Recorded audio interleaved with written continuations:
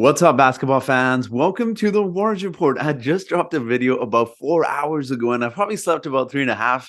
As you can tell, I'm a little bit exhausted, but I really wanted to bring you an update regarding the Toronto Raptors. There have been reports by NBA Central, the Toronto Raptors, and San Antonio Spurs have discussed a three-team deal involving Gary Trent Jr. and Jakob Poeltl per Spurs talk, and also Rhapsody on Instagram was reporting a three-team trade of Trent, Jakob Poeltl, and Westbrook can be done as soon as possible, according to Spurs talk as well. Now, obviously, this is big news for all of the three teams involved. I'm going to be discussing this. So if you're ready to watch this video, guys, make sure to give it a thumbs up. I'm super close to 4,000 subscribers. If you wish to hit the subscribe button as well, that'd be very much appreciated. So with that being said, let's get into today's video. Now, as you guys know, I do like to give out shout outs on my channel, and the shout out for today's video goes out to Serge and Darshan. So thank you to both of you guys for supporting this channel, to your likes and comments. It is very much appreciated. Now, let's quickly break this article down for you guys here. I'm going to be highlighting a few parts of this article, which I will be discussing. I also have a trade proposal coming up as well, which makes sense for all of the teams involved. And this article pretty much went on to state that the Raptors have been serious about acquiring Poeltl, and two league sources. The Raptors remain focused on completing a trade for Poeltl, and their offers to the Spurs have been described as increasingly aggressive. While Toronto is said to have multiple trade offers on the table for Poeltl, a league source told me the offer has gained the most traction so far is a three-team trade that involves Gary Trent Jr. Now, I did go on to state that the Boston Celtics can offer the San Antonio Spurs a 2028 first-round pick, and it goes on to state that it's a pick swap. The Spurs have the option to swap first-round picks with the Celtics in 28, as long as the pick isn't first overall. I mean, that is crazy. If you're a Spurs fan, that is absolutely insane amount to be giving up for Jakob Poeltl. But again, it's Jakob Poeltl. They also went on to state that the Pelicans and the Portland Trailblazers are also apparently interested as well, although it seems like they have just inquired about Jakob Poeltl, and I don't know how serious those talks are, but they do have Jonas Valanciunas and Yusuf Nurkic as well. So again, obviously, it goes on to state that about 6 teams, a half a dozen teams are discussing trades with the Spurs regarding Jakob Poeltl. So it's one of those situations where Jakob Poeltl is clearly very valued around the league, because not a lot of teams have a good defensive center. And I said this a few seasons ago when a lot of teams were shifting away from centers. I said, you know what? It's going to create a desperate need in a few seasons for a lot of teams that need a center, because you simply cannot operate in the NBA without a center. Even though the league is changing to small ball lineups, we know that a center is very valuable for defense, and we've seen that with the Toronto Raptors. Like, they're one of the worst defensive rebounding teams in the entire NBA, and every game you see that they give up enormous amount of points in the paint, and it's leading to their defense just absolutely collapsing. They're not that bad of a team defensively, but again, they desperately need a center. So I know the initial reaction from a lot of Raptors fans, including myself, is really Gary Trent Jr. for Jakob Poeltl. Like, you're giving up a shooter for a team that struggles to shoot threes for a defensive big man that can't shoot at all. So I understand where the frustration is coming from for a lot of Raptors fans. I will state one thing, though. Clearly, the asking price for Jakob Poeltl is insanely high.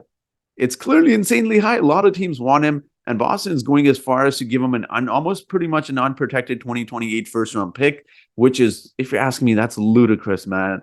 That's ludicrous, but it's a seller's market right now. A lot of teams need a center, and that's what's happening. The Spurs are receiving a lot of calls. Now, I will say one thing. There was another report online that stated that the Lakers want Jakob Poeltl, Joshua Richardson as well. So maybe the Lakers are a little bit less inclined to do this deal. Obviously, they would be receiving most likely Gary Trent Jr. in this trade. The Raptors would be getting Jakob Poeltl, and Russell Westbrook would be going to the San Antonio Spurs as well. And some picks would obviously have to be involved. The Spurs simply aren't doing that just for Russell Westbrook, who they're most likely to waive. But I've got a proposal for you guys I'm going to be discussing. Let's take a look at that trade proposal, which makes sense for each team. Now, I ran this on the NBA trade machine. I found it on Google. I believe it was Fanspo. But this trade essentially works out financially for every team involved. The Raptors receive Jakob Poeltl. The Spurs get Russell Westbrook. Lakers get Doug McDermott, Josh Richardson, Gary Trent Jr. And honestly, if you're a Lakers fan and you're watching this, that is one hell of a deal. Like, you're getting Doug McDermott and Gary Trent Jr., who are excellent shooters.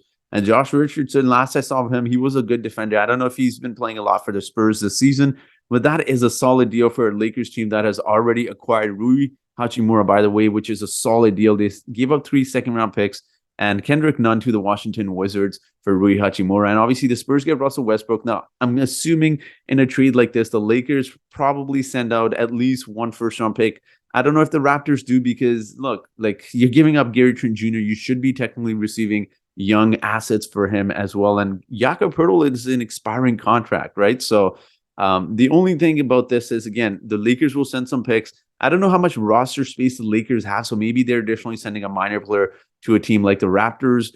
I don't know if the Raptors give up a pick. I think the Lakers would definitely have to give up a pick or two to the San Antonio Spurs. But look, I know, guys. I know how a lot of Raptors fans feel. And I've stated this time and time again. You guys thought I was crazy. Raptors aren't going to move Fred VanVleet. He's been playing much better recently, but even given the season that he has had, they're going to trade Gary Trent Jr. I know a lot of fans may be wondering, why trade a 24-year-old Masai Ujiri and Bobby Webster? You guys are absolutely insane. Trade the guy who has been on a decline. I've stated this, guys, time and time again. You guys keep calling me a Fred VanVleet homer. I'm not, because you don't understand the mindset of Masai Ujiri. And I mean this in the most respectful way, and I don't mean to disrespect anyone. But you have essentially gone off of what a YouTuber has told you about Fred VanVleet, and you have ran with it. Your biases have ran with that. Because ask yourself this. When you're watching the Raptors, and when you watch Fred VanVleet miss 2 threes in a row, does that trigger you more than any other player that shoots threes and misses? Then that's clearly biased. Fred VanVleet, for all of the talk, has that negative talk that has been around him. He's still a decent defender. He strips the ball a lot. He gets steals. He gets his assists as well. I know he's not a great passer overall, but there's a lot of little things he does for the Raptors. He positions himself well for defensive rebounds as well. Whereas Gary Trent Jr., I love him, but you're essentially here. Look, guys, I'll give you a straightforward example here. You're essentially trading a really good Jordan Clarkson, a future Jordan Clarkson, a 6th man of the year, for a really good role player in Jakob Poeltl. Should the Raptors want more? Yes, absolutely. I agree with you guys. The Raptors should be getting a lot more in terms of assets from other teams for Gary Trent Jr., but given how the market is and given how desperate the Raptors are for a center, this is probably a trade that they may do. Again, there's no guarantees it'll go through because the Lakers don't have any incentive to do this. They can straight up acquire Jakob Poeltl, Doug McDermott, and Josh Richardson as well. So that's what I'll say. I know the Lakers may want to acquire Gary Trent Jr. They've been rumored about one of those teams that could be involved and wanting Gary Trent Jr., but they don't have a lot of assets in terms of, besides those picks, that they can send the Toronto Raptors. So again, I understand people's frustration, guys. And believe me, I would want a lot more than Gary Trent Jr. I would want a lot more for Gary Trent Jr. if you're trading him as well. I've always stated this on this channel for about a month now. If the Raptors do trade Gary Trent Jr., you're going to get a lot more back than if you were to trade Fred VanVleet. I know the Raptors need shooting, guys, but yesterday's game was a perfect example of the Raptors needing more defined role players. This is something I've stated time and time again. When you look at the Raptors starting 5, OG Anunoby doesn't know his role. Gary Trent Jr. doesn't know his role. Pascal does, but besides him, Fred and Scotty don't either because there's too many guys in the starting lineup that want to shoot first. So essentially what you do by acquiring Jakob Poeltl, who doesn't need to shoot a lot, and he doesn't take shots, let's be honest, you increase the roles of other players. A lot of the players in our starting lineup will get that much better, and our defense will improve that much more, guys. So that's all I'll say. The Raptors desperately need a player like Jakob Poeltl. I know, look, again, I understand the frustration of a lot of Raptors fans when I say this, that let's be honest, it's not a great trade, but it's just the way the market is. This is no longer 2013, no longer those years of where Masai and Bobby could rip off other teams with advanced technology and just the intelligent people that have been assigned with a lot of offices, front office. It's very challenging to make a trade, especially when the secret is out.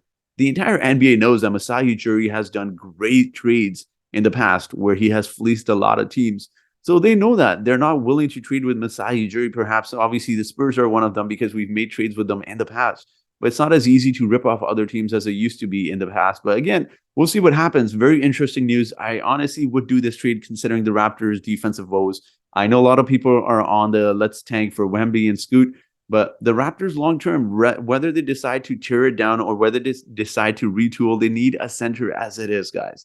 They need a center in the middle. Christian Koloko is simply not ready. And although Precious has looked impressive, Precious could possibly be someone who could replace OG Anunoby in the starting lineup. So again, we don't know what talks are going to happen proceeding to the NBA trade deadline with the Raptors, but these are just my thoughts. I do want to hear your thoughts. I know there are going to be a lot of angry people in the comment section saying, why not trade Fred VanVleet? Fred VanVleet doesn't have the trade same trade value as a Gary Trent Jr. So that's all I'll say, guys. I'm very intrigued to hear your thoughts. Unfortunately, I'm not going to put a trivia question on. I just put a video out 4 hours ago. What I will do is I will give a free shout out. So anyone who wants a shout out, just let me know in the comment section. I will give you a shout out, and that will be it for today's video, guys. So thank you so much for watching this video. If you're still watching, guys, I truly appreciate the support. Hit the like button, hit the subscribe button as well. And that will be it for today's video. So thank you so much for watching this video. And I hope you guys have yourselves a great day.